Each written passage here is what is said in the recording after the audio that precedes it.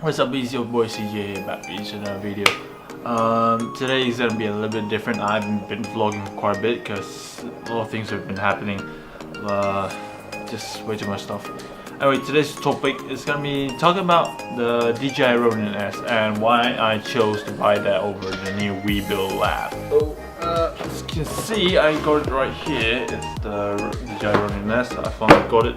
It's one of the things on my bucket list I've been wanting to get for quite a long time, but I never really had the chance to get it because one, it's expensive, two, I just don't have the money for it. So yeah, I needed funding for it, and I finally got enough fundings for get one of the things I always wanted, which is a stabilizer. It's not something you always get every day, and I'm really appreciative to finally get one of these things. Anyway, the reason why I decided to get the Ronin-S instead of the Weebil lab is because of the versatility of it, and as well as the limitation what would the Weebil lab will give over more like the limitation of what the Weebil lab will have compared to the Ronin-S. As you guys know, Ronin-S is a very decent sized gimbal. It's about the same as Crane 2. It's a bit more powerful than Crane 2 is what I found out, but still. The Weebil lab is light, compact, and small. I know it suits my kind of shoots. I run around a lot, but in terms of gear, my camera right here, which is a 650D or the 1755 f2.8. I'm sorry, I'm not very well these days, so yeah, bear with me. Anyway, so it has some problem with that, and this camera is front heavy, so. My research and other YouTubers have been reviewing about the Weebil lab before I actually went ahead and bought the Ronin-S. I wanted to buy it, so I went ahead and have research, and I found out that if your camera is above a limitation, you have to balancing it, and if your camera body is lighter than your lens, you have to balance it backwards. And the problem with the Weebil lab is that the gear, the motors behind it. Hang on, let me see if I can make a reference here. Hang on. Give me a minute. You know what? I'm gonna make this magic. 3, 2, 1. Alright, so here's the Ronin-S, and here's only part of it. The battery, the grip, it's inside the box. I never took it out. Anyway, with the Weebil lab, the axis here on the, I think it's the roll axis. I'm not quite sure. The roll axis, it's limited. So when it comes to Ronin-S, your camera body will fit about right here. So if anything happens, it might or might not overpass, depending on how high you set this thing up. You can set it higher up, but with the Weebil lab, even as high as you get, you will hit the roll motor.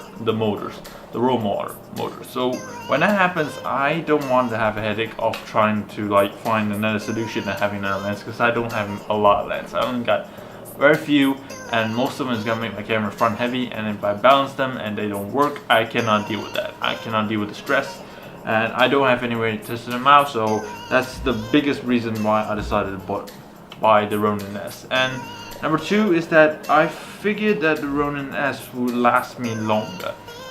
The thing about the Weebil lab is that it's partially plastic, and that's what I heard, and some of your reviews actually said the bottom half where the grip is and the extension, they're plastic. Well, as for the Ronin-S, it's metal. It's the whole body is metal, and I like things that are whole body metal. Sure, it's a bit more heavier and it's not as compact as what it gives, but not everything is perfect in life, and for what I need and for why I need it, I prefer the Ronin-S over the Weebil lab.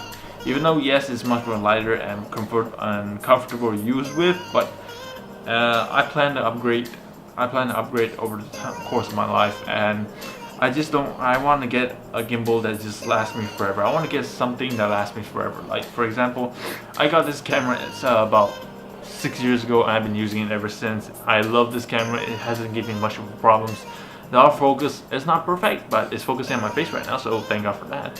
But still, I always get something that lasts me for a long time. I got a laptop that's perfect for me. I got stuff that lasts me some time. The only thing that's been changing a lot in my life will be either my clothes or my phone.